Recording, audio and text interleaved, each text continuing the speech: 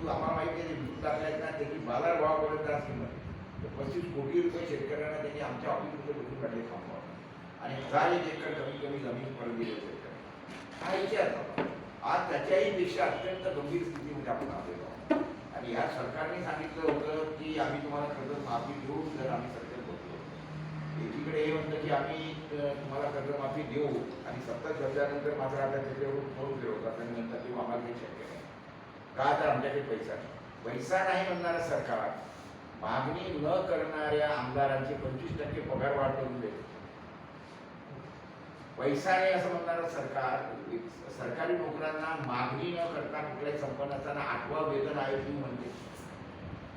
पैसा नाही म्हणणारं सरकार गरज नसताना कुणाची मागणी नसताना शक्तीपीठ म्हणजे नागपूर ते गोव्यापर्यंत शक्तीपीठ मार्गासाठी 1.25 लाख कोटी काढते.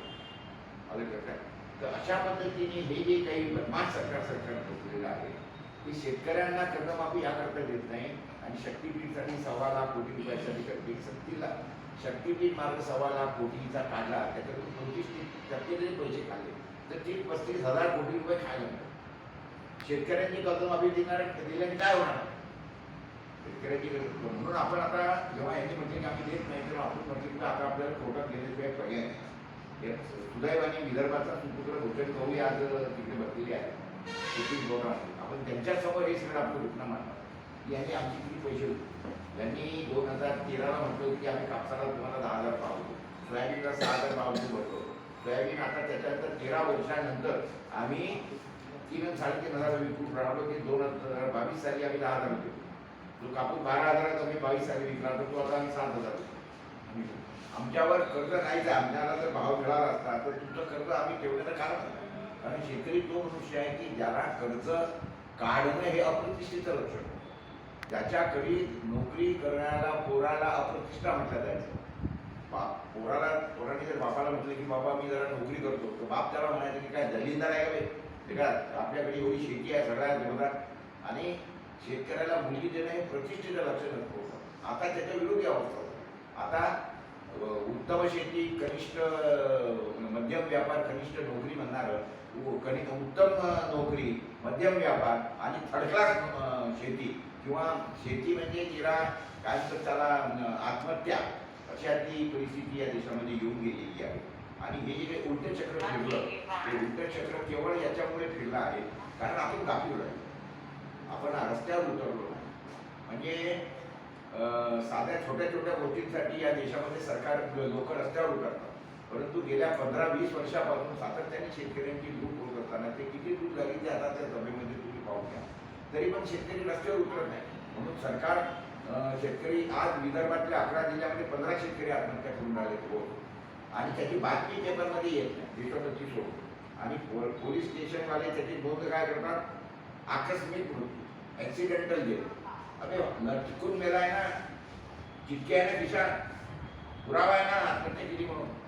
तर हे कोबडं झाकण्याचा प्रकार आहे अशा पद्धतीने. परंतु या सगळ्या गोष्टींची किंमत या सरकारला आपल्याला मागायची आहे. आपण मी काही काँग्रेसचा कोणी बटीक नाही आहे की आणि भाजपचा कोणी विरोधी नाही. मी शेतकऱ्यांचा मित्र आणि गेली 40 वर्ष झाले मी सातत्याने हाच विषय घेऊन चालत होतो. आणि शेतकरी आज तो मरायला टेकलेला आहे. तो शेतकरी त्याच्या दुर्दैवाने किंवा त्याच्या नालायकपणामुळे नाही आहे तर सरकारच्या हरामखोरीमुळे आज मरायला टेकलेला आहे.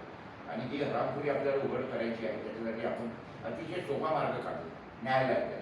डायरेक्ट न्यायालयात गेलं तर न्यायालय काय म्हणेल की आमच्याकडे सगळं कशाला आले बा तुम्ही सरकारला विनंती करा. म्हणून आपला हा पहिला मार्ग काय की अर्ज भरायचा सरकारचं काम ते जिल्हाधिकारी मार्फत करणार होतं. म्हणजे कोर्टाने म्हटलं जातं मग आम्ही अर्ज पाठवला. त्याच्यानंतर आपण मुंबईला 2-4-5 लाख शेतकऱ्यांचा मोर्चा घेऊन जायचा. ते 10 लाख 20 लाख अर्ज जे काही भरल्या जाते ते ट्रकमध्ये टाकू ते घेऊन मुंबईला जायचं. तिथून बसायचं सरळ ठाण्याला उतरायचं. आलं लक्षात किसान म्हणायचं आलं लक्षात ढुंडीने तिथे यायचं.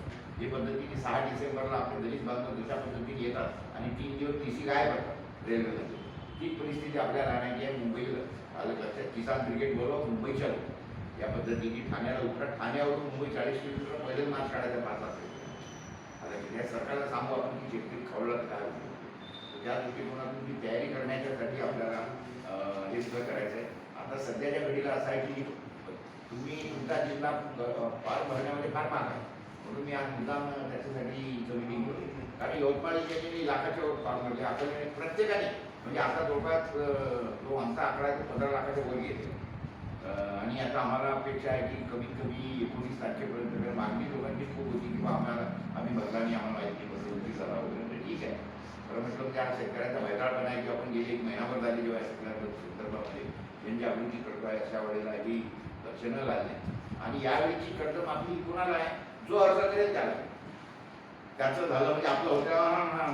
माझी कोर्टामध्ये हेच आहे की आमची मागणी काय राहणार आहे की किमान ज्यांनी अर्ज केला त्याला तरी द्या. तो मराठी आहे, 15 शेतकरी आत्महत्या अलग लक्षात. कर्जमाफीची ऑर्डर नसाल देत तर मग आम्हाला आत्महत्या करायची परवानगी द्या.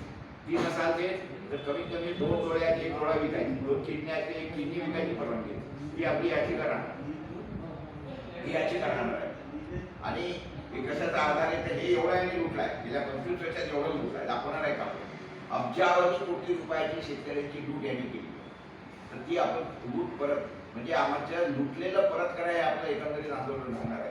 परंतु याला यश तेव्हा मिळेल जेवढं तर लोकशाहीचं तत्व काय मुलग्याची संख्या घेतली जाते की जे आम्ही घेत नाही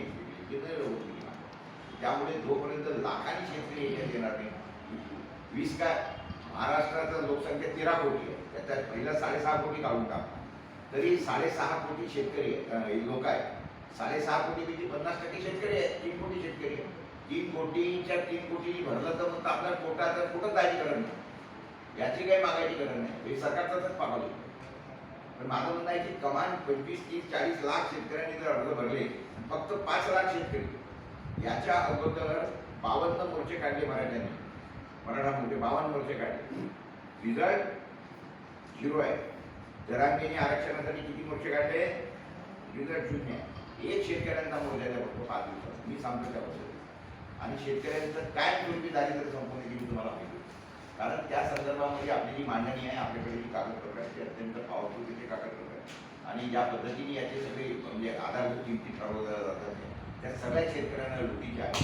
तुम्हाला 2-3 उदाहरणं देतो मी तुमच्या लक्षात येईल की 1954 साली 1 क्विंटल कापूस विकला.